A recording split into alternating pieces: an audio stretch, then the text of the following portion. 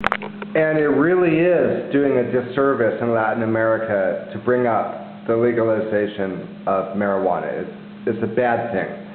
It's because they're not addressing the root causes. It's like the left arguing against the Iraq war without wanting to address September 11th.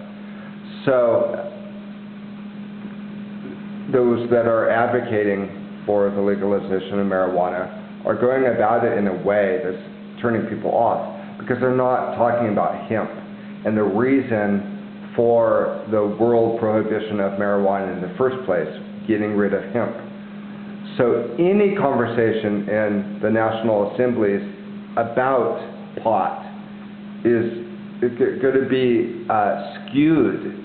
It's not going to be honest. There's not going to be a clear understanding of why there's this prohibition.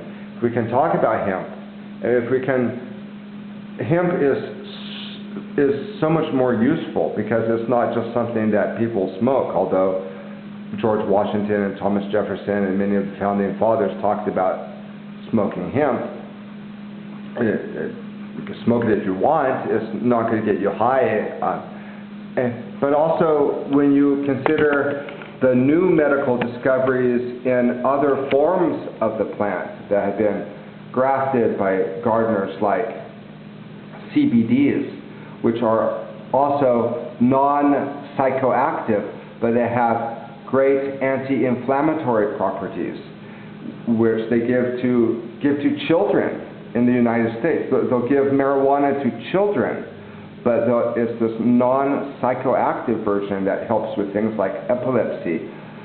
But the way that the conversation is going in the press and in the political arena is really, really skewed, because it's all this. The focus is on the marijuana, and they're not educating the people about hemp and about CBDs.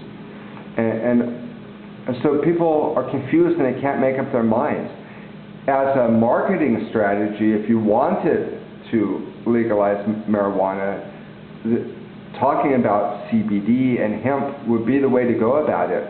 Unfortunately, voices that are more strident kind of take the upper hand, and it turns people off. So I think it's really a disservice to talk about even the possibility of legalizing pot in Latin America without first really just educating the people.